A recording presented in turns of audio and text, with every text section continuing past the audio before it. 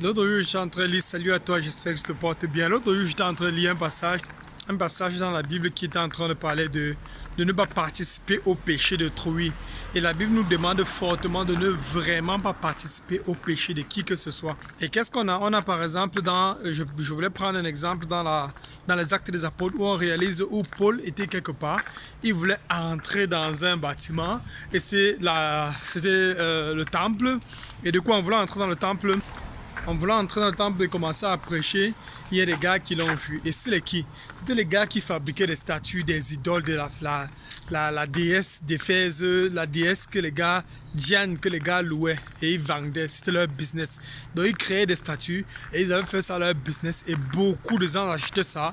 Et c'était renommé dans presque toute l'Asie en entier. Donc du coup, tout le monde savait que c'était leur business là-bas. C'était la déesse et il y avait plein de miracles. Plein de choses qui se faisaient au nom de la déesse, là, plein de choses que les gens croyaient et ils avaient vu plein de choses de négatives, de positifs selon eux. Donc du coup, ils voient Paul et ils sont partis attraper Paul, ils ont commencé à bavader. Et après avoir fait tout le bavardage qu'ils ont fait là, on réalise que on est en train de coller une amende à quelqu'un là-bas. Donc du coup, après avoir réalisé que hey, voilà Paul qu'on a attrapé, ils ont vu Paul entrer dans le temple, ils ont commencé à crier. Ils ont vu Paul dans la ville, ils ont commencé à crier que oh, voilà celui qui prêche partout. Homme israélite, au secours, voici l'homme qui prêche partout, contre ce lieu, contre le temple. Il a même introduit des leçons dans le temple. Ils ont commencé à crier. Et ils ont commencé pendant 2 heures de temps, non-stop, à hausser le ton dans la ville. Et il y a eu une foule de personnes qui est venue. Maintenant, dans la foule, la Bible dit qu'il y avait certaines personnes qui ne savaient même pas pourquoi elles étaient là. Et depuis 2 heures de temps, ils ne faisaient que crier « Grande est la Diane d'Éphèse, grande est la Diane d'Éphèse ». Pendant plus de 2 heures de temps, les gars sont en train de crier. Mon ami, parfois, tu n'as pas besoin de te rassembler et te mettre là dans un accouplement, je ne sais pas comment on dit ça, un accouplement ou bien un groupement de personnes quelque part et tu te mets là juste tu fais comme si de rien n'était parce que tu as vu et tu supportes une idée ou bien certaines idées de ce parti là et tu te places seulement là, tu t'assois, tu commences à bavarder. Il faut faire très attention ici dehors.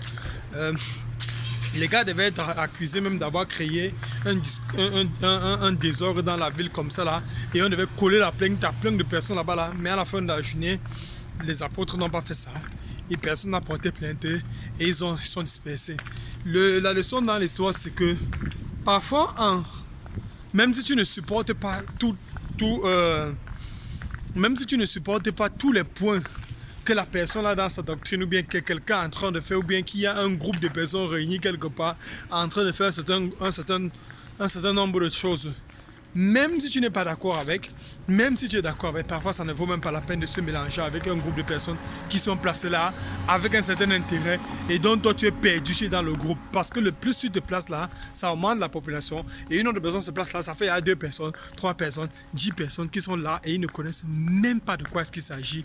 Et à la fin de la journée, ça part faire en sorte qu'il y a 20 000 personnes qui sont placées là en train de regarder, 15 000 ou bien 19 000 ne savent même pas de quoi est-ce qu'il s'agit. Et les 19 000 qui ne savent pas de quoi est-ce qu'il s'agit contribue au mal de la situation présente.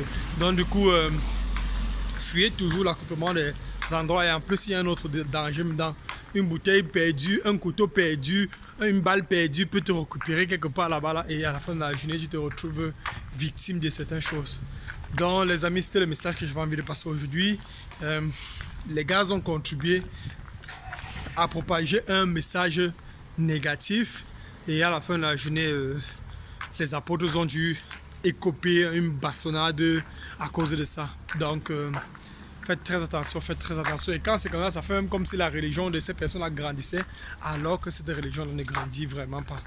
Donc, c'est ça. Que le Seigneur vous bénisse vraiment. Priez pour toutes les personnes qui n'ont pas encore donné leur vie à Jésus et donnez vos vies à Jésus.